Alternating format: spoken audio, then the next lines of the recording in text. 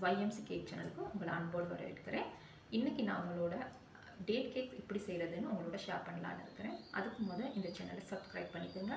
இந்த ரெசிபி உங்களுக்கு விருப்பமாக இருந்துச்சுன்னா ஒரு லைக்கையும் போடுங்க. வாங்க ஃப்ரெண்ட்ஸ் போகும் எப்படி என்னென்ன இன்க்ரீடியன்ட்ஸ் தேவைன்னு பார்ப்போம். சரி, இப்போ இந்த என்னென்ன சாமான்கள் தேவைன்னு பார்ப்போம். நான் ஃபஸ்ட்டாக டேட்ஸ் எடுத்து வச்சுருக்கேன்.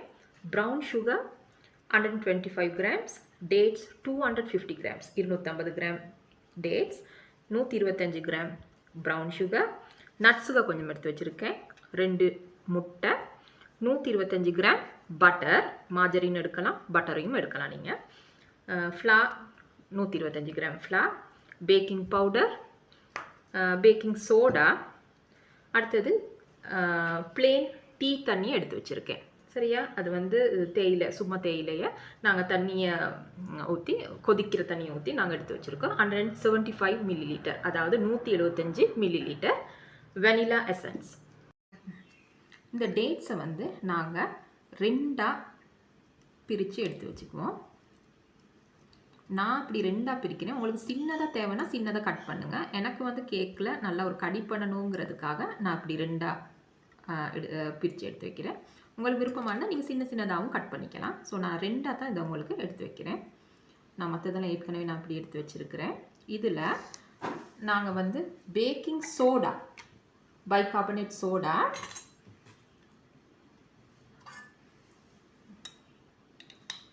½ டீஸ்பூன் போடுறோம்.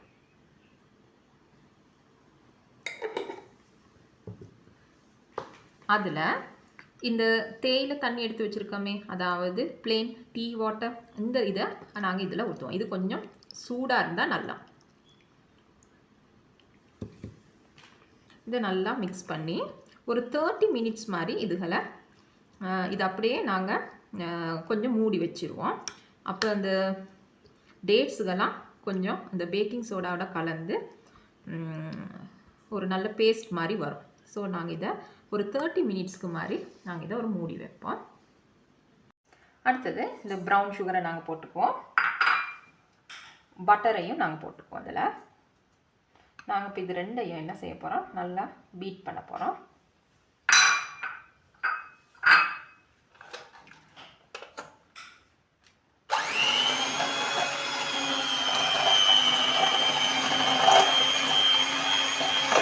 பட்டரோடு சீனி நல்லா கரையிற வரைக்கும் நாங்கள் இதை பீட் பண்ணி எடுத்துக்கலாம்.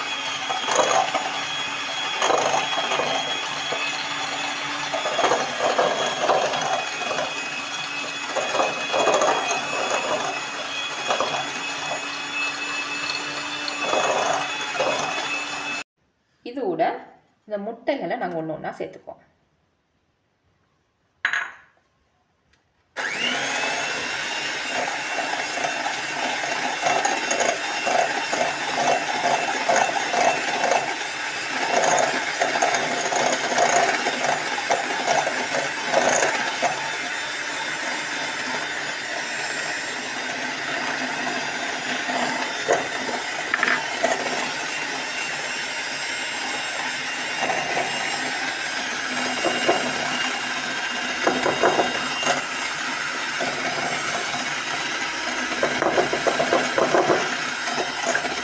நல்லா கரையிற வரைக்கும் இதெல்லாம் நல்லா பீட் பண்ணி எடுத்துக்கலாம்.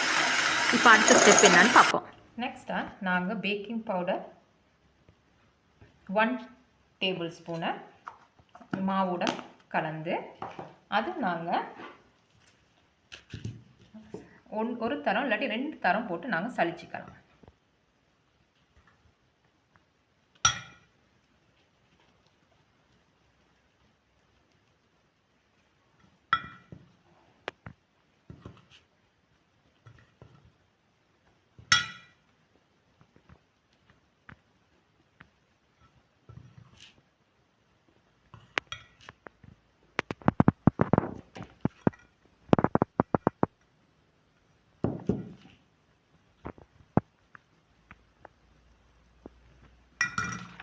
இப்படி நாங்கள் பேக்கிங் பவுடரை போட்டு நாங்கள் இப்படி சலிச்சு வச்சுக்குவோம். இப்போ இந்த மாவை நாங்கள் இந்த மிக்சரோட சேர்த்துக்குவோம். சேர்த்து ஸ்பெச்சுலாவில் இதை நல்லா மிக்ஸ் பண்ணி விட்டுக்குவோம்.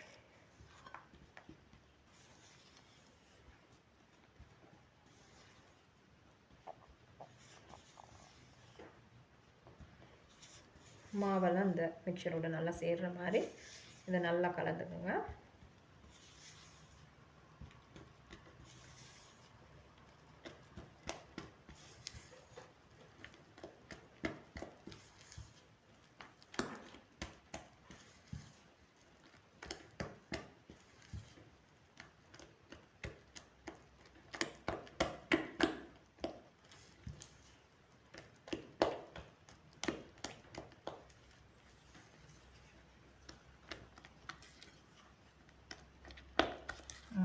பாருங்கள், இந்த மாவோட இந்த மிக்சரோட இந்த மாவு நல்லா கலந்துருச்சு. இப்போ நாங்கள் இதோட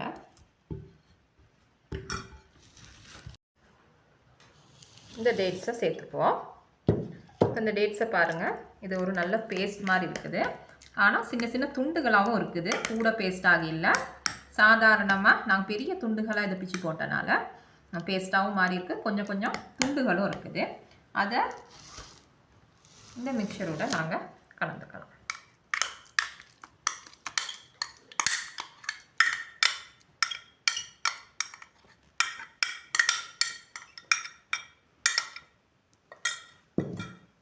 அதோட வெனிலா எசன்ஸ் 1 டீஸ்பூனும் நாங்கள் போட்டுருக்கோம்.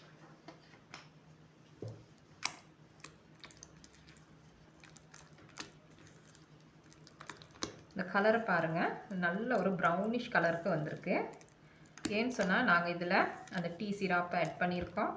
அதோட இந்த டேட்ஸுகளையும் நாங்கள் ஆட் பண்ணியிருக்கோம். டேட்ஸோட கலர், ப்ரௌன் சுகரோட கலர், டீட கலர் எல்லாம் சேர்ந்து ஒரு ப்ரௌனிஷ் கலர் ஒன்று வந்திருக்கு.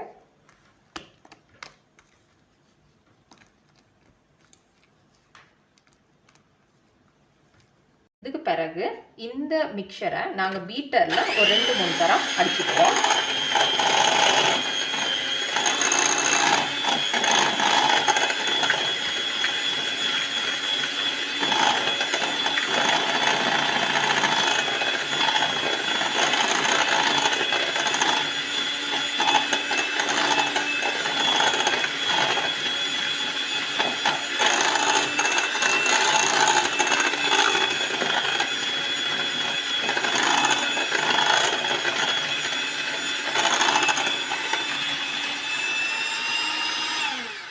ஓகே, நாங்கள் இந்த அளவுக்கு அடித்தா போதும். இப்போ நம்மளோட பேட்டர் வந்து கேக் பேட்டர் இப்படி தான் இருக்குது. வாங்க நாங்கள் இதை எப்படி பேக் பண்ணுறதுன்னு பார்ப்போம். நாங்கள் இப்போ இந்த அவனை ஆன் பண்ணிக்குவோம். அவனை ஆன் பண்ணி 175 செல்சியஸுக்கு அவனை ப்ரீ ஹீட் பண்ணி வச்சுக்குவோம். இந்த மாதிரி பேக்கிங் ட்ரே ஒன்று நான் எடுத்து வச்சுருக்கேன். இதில் பேக்கிங் பேப்பர் இருந்துச்சுன்னா நீங்கள் பேக்கிங் பேப்பர்ஸ் போட்டுக்கலாம். அப்படி இல்லாட்டி சும்மா நார்மலாக நாங்கள் வீட்டில் யூஸ் பண்ணுற நியூஸ் பேப்பர்ஸுகளை இதுக்கு நாங்கள் யூஸ் பண்ணிக்கலாம். அதை நான் இந்த பேக்கிங் ட்ரேயில் இப்படி கவர் பண்ணி வச்சுருக்கேன். இதில் நாங்கள் இப்போ இந்த கேக் பேட்டரை போடுவோம்.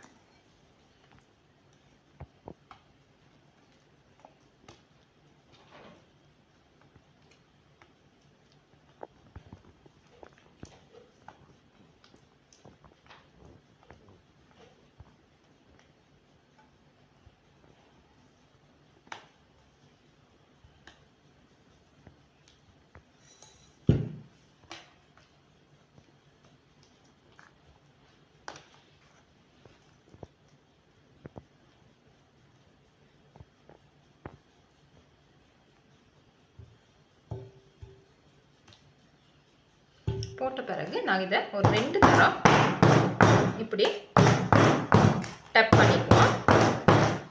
அதுக்கு பிறகு நீங்கள் நட்ஸுகள் இருந்தால் நீங்கள் நட்ஸுகள் யூஸ் பண்ணலாம், இல்லாட்டியும் பரவாயில்ல. நான் நட்ஸுகளை நான் கொஞ்சம் யூஸ் பண்ணுறேன். எந்த நட்ஸ் வேணாலும் நாங்கள் யூஸ் பண்ணிக்கலாம். கேஷ்யூ யூஸ் பண்ணலாம், அப்படி இல்லாட்டி பீநட்ஸுகளையும் நாங்கள் யூஸ் பண்ணிக்கலாம். நான் பீநட்ஸ் எடுத்திருக்கேன். உங்களுக்கு வேணால் நீங்கள் கேஷ்யூஸ்களையும் யூஸ் பண்ணலாம்.